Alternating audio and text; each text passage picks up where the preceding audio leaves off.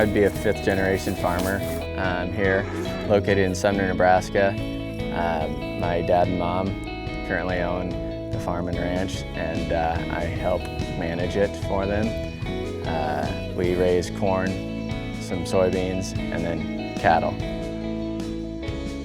So we raise primarily Angus cattle. We have a little bit of Simmental genetics, but pretty much straight cow-calf operation, Angus. Our herd is focused on an all-natural and non-hormone system, and we market that to the European, Japanese, and other select markets around the country. We do that to provide a high-quality product for customers and consumers that want that non-hormone or that all-natural beef. We focus on about a 2 to 3 week rotational grazing system. One of the reasons we do rotational grazing systems is to focus on conservation management of the resources that we have here. Like I said, I'll be a fifth generation farmer, and so this very grass has been grazed for probably in 60, 70 years now. So in order to maintain and make sure that we have this resource here, we have to treat it right, and how we do that is we rotationally graze our cattle. I teach kindergarten in Kearney, and it's something that I love. I taught second grade before that, and I did a few years in Omaha and then moved to Kearney, and the change has been so different, but I always say that I knew I would like Kearney, but I didn't know that I would love Kearney as much as I do. It's been a really welcoming community, and it feels just like home.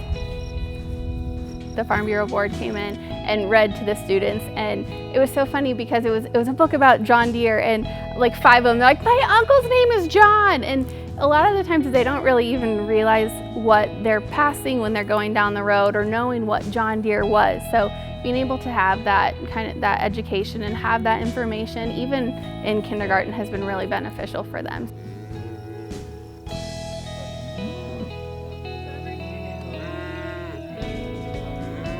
You know, growing up, I always thought I wanted to be a farmer and a rancher, but my mom and dad, they encouraged me to go and, you know, get some other experiences outside of out of college, and that was really, really great. I worked for the farm credit system. Part of the reason for coming back home, in order to make sure that we had a sustainable operation and with the farm economy, I wanted to make sure that I had some supplemental income. So a colleague of mine at Farm Credit and I decided that we'd start our own business, and we started a channel dealership. His name's Nate Hartman. Him and I are 50-50 partners in Apache Ag. We actually have customers all across the state of Nebraska. I love working with other farmers and helping them better their business with industry-leading genetics in corn and soybean hybrids with channel seed. I don't think there's a better lifestyle than being out in rural Nebraska and doing what you love around you know, people that you love and good people and communities.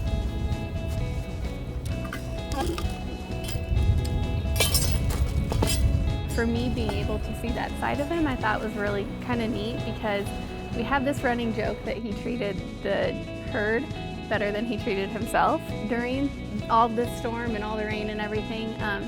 But I really think that's a testament to him and his team that he has here out on the ranch, because they really did an amazing job. So for me, I thought that was really cool to see. Yeah, it was a tough spring, and we wouldn't be able to do, I wouldn't be able to do this without a partner like Meredith, because it takes a lot of time. There's a lot of variability in farming. You know, a lot of schedules that get totally screwed up because things, you never know, the weather, cows get out in the middle of the night, you know, it's just crazy things that happen, and so she's been very, very adaptable to my new full-time job in farming and running a business, because it's not an 8 to 5 job like I had before.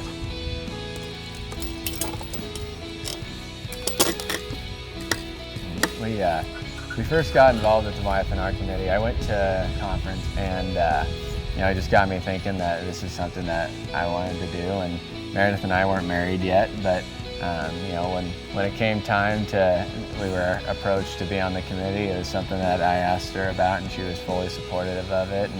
And Meredith comes from she grew up in Omaha, so she doesn't come from an ag background. So it's really been fun seeing her learn about ag and just meet people across the state. And it was an opportunity for us to get involved in the Young Farmers and Ranchers program to help advocate young farmers and ranchers to get involved with Farm Bureau.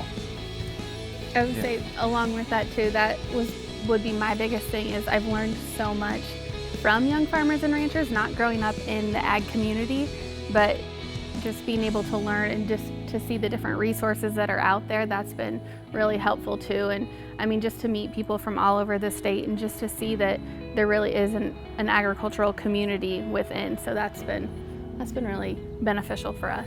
I think it's a testament to young farmers and ranchers. You don't have to come. Yeah. I think that's a misperception being involved in Farm Bureau. It's, we have to go talk about policy or meet with our senators. Well, if you don't want to be involved in policy, you don't have to be. It's important to be a member of Farm Bureau, and that's something that we want to share because, like I said, we come from different backgrounds, and it's important to know that, our membership, there's a lot of members that aren't farmers and ranchers, and it's important to share our message with those members.